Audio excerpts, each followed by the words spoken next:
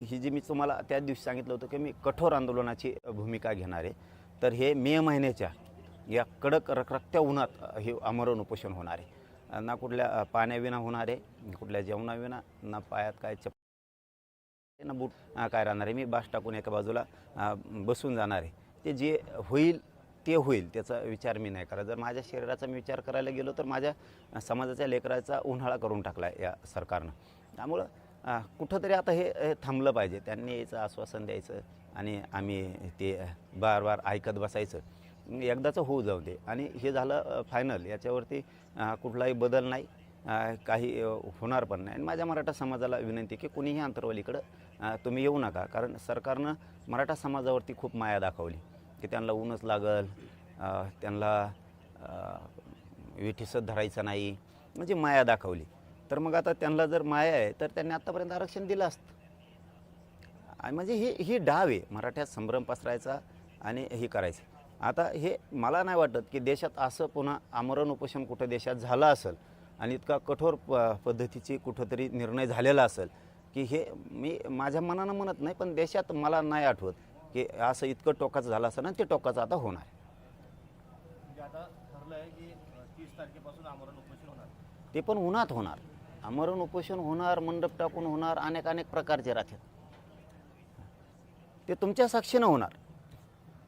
लय झालं तर फक्त म्हणजे ते पण म्हणायला नाही पाहिजे, मी पण म्हणतो लय झालं तर फक्त पत्रकारांपुरती एखादी पट्टी राहिली तर राहील, सावली म्हणून. सावली नाही, मंडप नाही, काही नाही. आहे असंच जाऊन बसणार आहे मी 30 तारखेला. मेलो तर मेलो.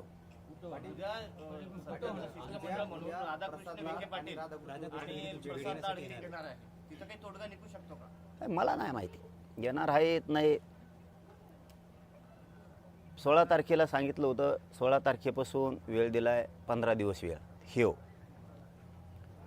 29 ऑगस्टपासून मुंबईतून दिलेला आत्ता 29 मेपर्यंत 10 महिन्याचा वेळ.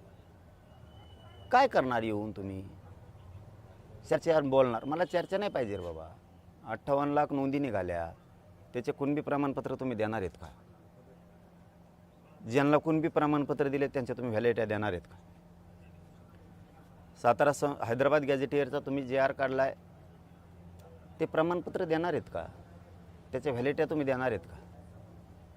तुम्ही आरक्षण देताय म्हणजे नेमकं काय करताय? मराठ्यांचे मतं मात्र तुम्हाला लागतील आणि मराठ्यांच्या लेकराला मात्र आरक्षण दिलं जात नाही. ही दुट्टप्पी भूमिका कोणची? तुम्हीच आमच्यावरती हल्ले करायचे आणि तुम्हीच आमच्यावरती 307चे गुन्हे दाखल करायचे. म्हणजे राज्यातले गुन्हेसुद्धा मागं घ्यायचे नाहीत.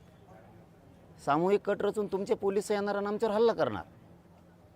त्यांच्यावरती 120 पोलिसांवरती लागून त्यांच्यावरती 307 व्हायला पाहिजे, तर आमच्या क्रॉस घेतल्या जात नव्हत्या. राज्यभर हे खोटे दाखल केलेले गुन्हे. तुम्ही 17 संस्थांचा JR काढू शकत नाही आहे. 1 महिन्याचा वेळ मागितला, 10 महिने झाले. अरे बलिदान गेलेल्या मराठ्याची एवढी माया आहे, तुम्ही सांगता की मराठा समाजाला ऊन लागल, मे महिन्याचं कडक भयंकर ऊन, हे लोक घराच्या बाहेरसुद्धा निघाणार.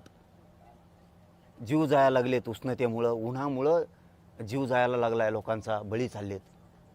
मराठ्यांना विटीच धरू नका, एवढी माया आहे. तरी तुम्हाला तुम्ही बलिदान गेलेल्या कुटुंबाच्या लेकराच्या नोकऱ्या देणार. इतकी तर नीच आणि नालायक अवलदी जन्माला तुम्ही सत्तेत बसलात. कमीत कमी ती तुमची बहीण होती, ती तुमची आई आहे.